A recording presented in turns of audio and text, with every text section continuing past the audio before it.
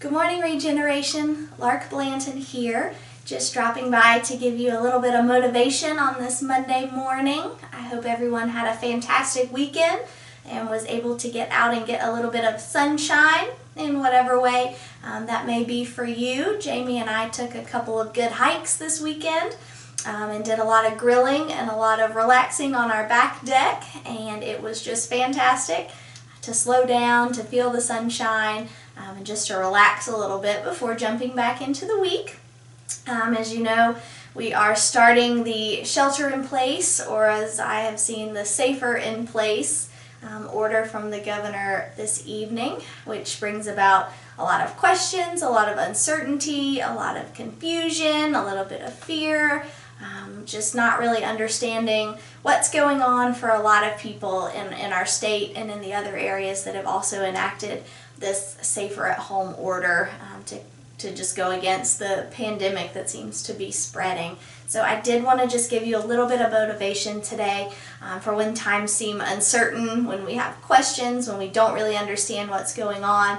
One of my favorite scriptures to turn to is John chapter 11. So I'm just going to read verses 1 through 15 and offer you a little bit of hope on this Monday. John chapter 11, starting in verse 1. A man named Lazarus was sick. He lived in Bethany with his sisters, Mary and Martha. This is the Mary who later poured the expensive perfume on the Lord's feet and wiped them with her hair. Her brother Lazarus was sick.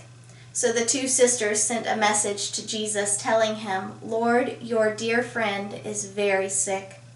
But when Jesus heard about it, he said, "Lazarus' sickness will not end in death. No, it happened for the glory of God, so that the Son of God will receive glory from this." So although Jesus loved Mary and Martha and Lazarus, he stayed where he was for the next 2 days. Finally, he said to his disciples, "Let's go back to Judea." But his disciples objected. "Rabbi," they said, "only a few days ago the people in Judea were trying to stone you. Are you going there again?" Jesus replied, "There are 12 hours of daylight every day. During the day, people can walk safely. They can see because they have the light of this world. But at night there is danger of stumbling because they have no light." Then he said, "Our friend Lazarus has fallen asleep, but now I will go and wake him up." The disciples said, "Lord, if he is sleeping, he will soon get better." They thought Jesus meant Lazarus was simply sleeping, but Jesus meant Lazarus had died. So he told them plainly, "Lazarus is dead. And for your sakes, I'm glad I wasn't there. For now you will really believe. Come, let's go see him." At first read, this text can seem to increase uncertainty and fear and grief and sadness and all of the emotions that Mary and Martha, I'm sure, are feeling in the wake of the death of their dear brother and dear friend of Jesus. They're probably feeling a lot of confusion as to why Jesus could love Lazarus so much and still allow this thing to happen to him, for him to die. They probably think if he'd have showed up earlier, he could have just healed Lazarus on the spot and all would have been fine. It would have been avoided. Everybody could have moved on with their day and not had to endure any of this troublesome time.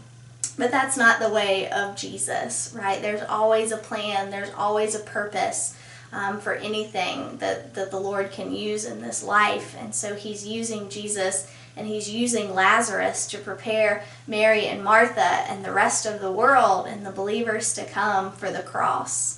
So as we approach Easter, many people are scared. Peter rebuking Jesus in the scripture from Pastor Wes's service yesterday. They don't understand what Jesus is talking about, that he has to die, that it's going to be terrible.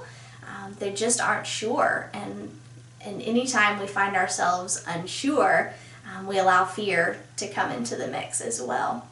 And so I feel that Jesus is trying to show us through this passage that anytime we feel that fear, all we need to do is look to the story of Lazarus and begin to see things, his actions, his plans, his purpose, through the cross. through what he did on the cross to give us our salvation. Through the cross, we can begin to look at our situations here and now through the lens of belief, rather than just what we see from our human point of view. We can begin to see God's point of view in and around every situation. And I love the verse where it says that they can walk without any fear of being unsafe in the light because they have the light of this world. And then verse 10 says, but at night there's danger of stumbling because they have no light. And I feel like for so many right now, they are stumbling all over the place because they don't have the light of the world.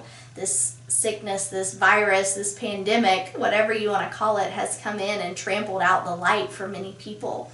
And this is an incredible opportunity for us as believers in the gospel to go forth and to love on them and to give them a new hope and a new light and a new peace that passes all understanding, that they can cling to that as well, that they can have what we have in that joy and hope and peace that's brought through Jesus and through what he did on the cross.